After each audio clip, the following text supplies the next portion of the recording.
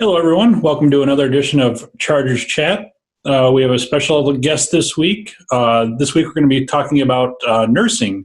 National Nurses Week just ended, so we're going to talk to Darci Colsch. Darci is a nursing instructor at Southwest Tech. How are you doing today, Darci? And how long have you been at Southwest Tech?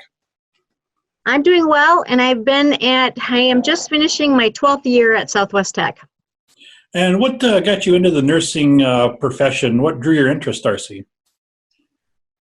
I've always liked helping others, and I had a sister who had epilepsy from an accident, and because of all the medical segues that my parents had to take with her, it really piqued my interest into the nursing field.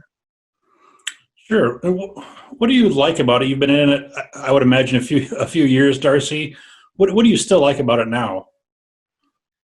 I think because every day is different. Every patient is different.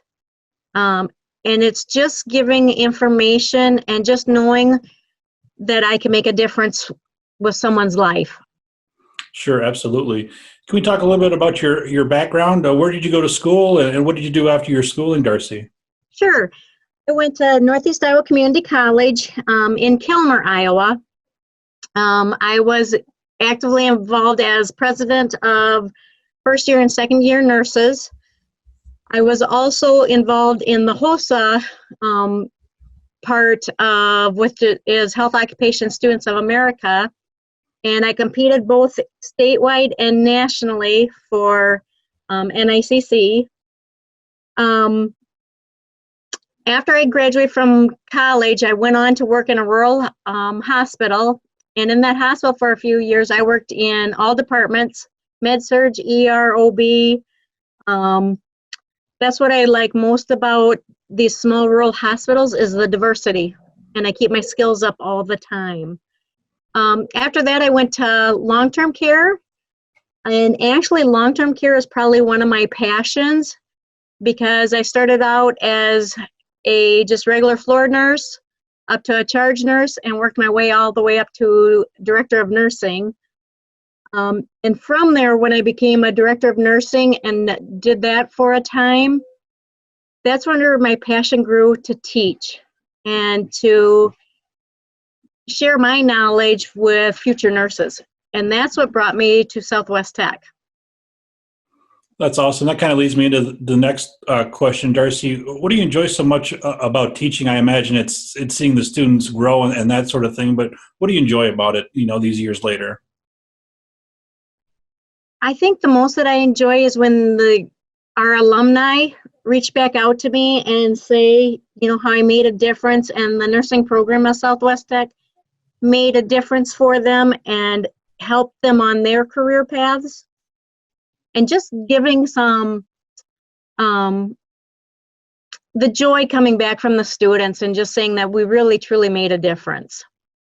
Yeah, absolutely. I can imagine. Did you get a chance during your teaching to go out and see the students when they're working in the field at the clinics, at the hospitals? And what's that feeling like when you actually see them in action, Darci? Pride. There's a lot of pride there knowing that I had just a small piece. I give them tools, but how they use those tools are up to them. Absolutely. And you've been in the nursing profession a long time. I think it takes a special kind of person to be in healthcare and to do what you do, Darci. Do you see it that way? What kind of person makes a good nurse? Patience. Someone who has patience. Someone who, I am a firm believer in humble and kindness. And I think we have to try to put ourselves in their shoes also. I may not understand, but I have to listen and have some good listening skills.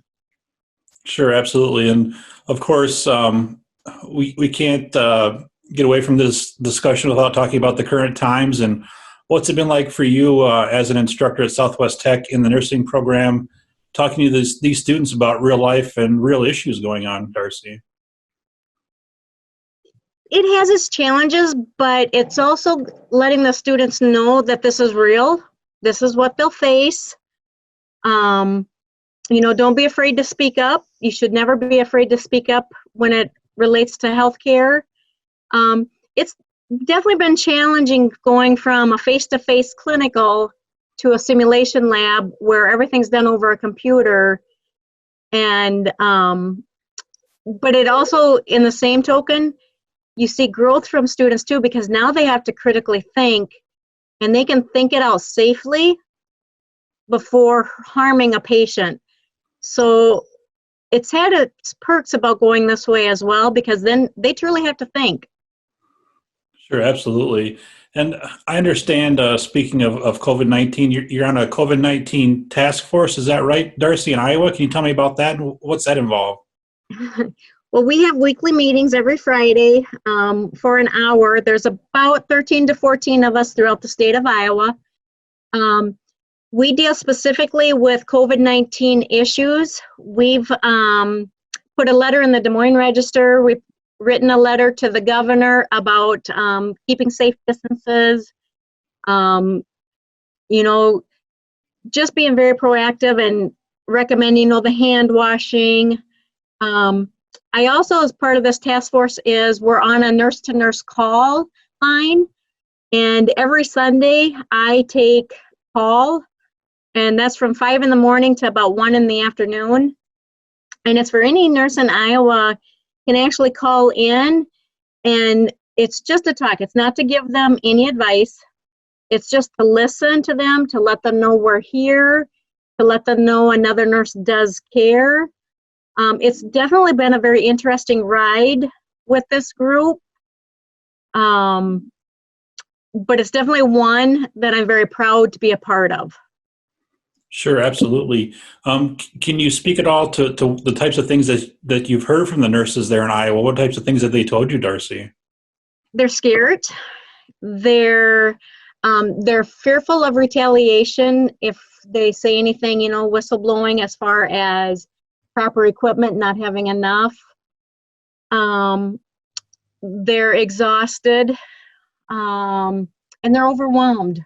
That seems to be the majority of what I've been hearing, and we've, as a team, have been hearing.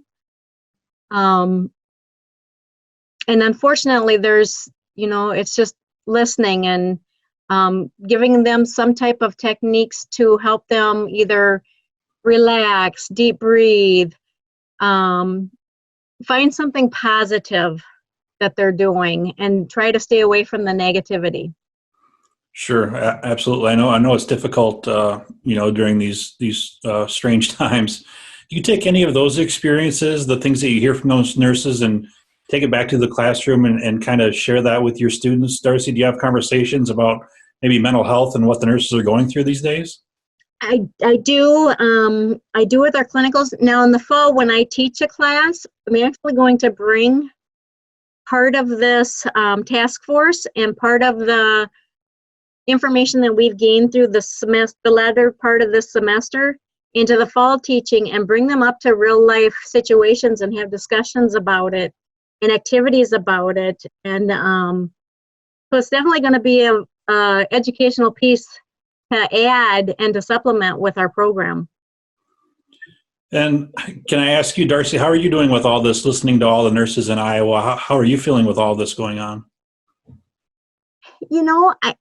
I feel really good about it, because I know I'm just a small piece, but in the bigger picture, I'm a big piece that at least they have somewhere to, if nothing else, talk it out, don't hold it in.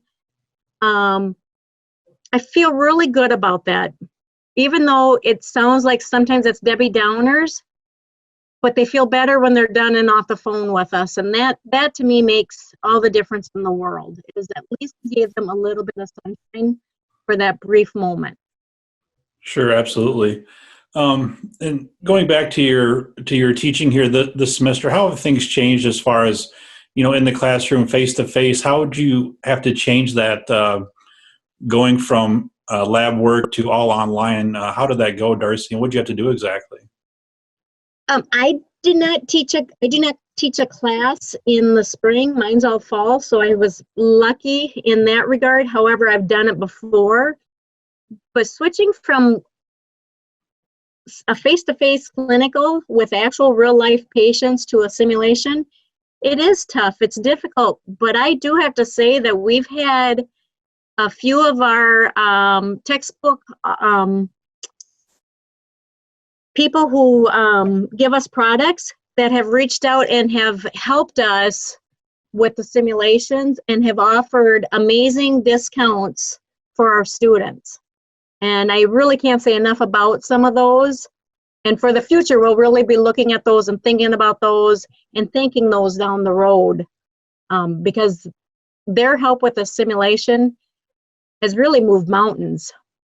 Yeah, that's awesome. And I mentioned earlier that, we just finished National Nurses Week. I know you celebrate that year-round, Darci, but, that special week, that National Nurses Week, what does it mean to you and mean to your colleagues? To me, it is, I never walked for graduation when I was a nurse.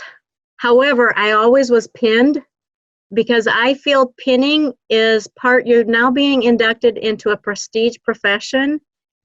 And I am very honored by that. And I'm very passionate about nursing. And I'm very passionate about the saying from Patch Adams: you treat a disease, you win, you lose, but you treat a patient, you will win every time. I believe in that wholeheartedly. And a lot of my signatures at the end of my emails has that statement, as well as that's in my class. Yeah, that's great, Darci. Well, I think that's everything I had, and I really appreciate your time. I appreciate all your work you're doing for nurses, for our students. I know they appreciate it. I've talked to some nurses here at the end of the semester, the ones who are graduating, going to be student speakers. They're an amazing group. They are. Yes, they are. Thank you, Darci. I really appreciate it. Have a good day. You too. Thanks, Dan. Thanks for joining us this week. Again, that was Darci Colsch. She's a nursing instructor here at Southwest Tech, and we will see you next week.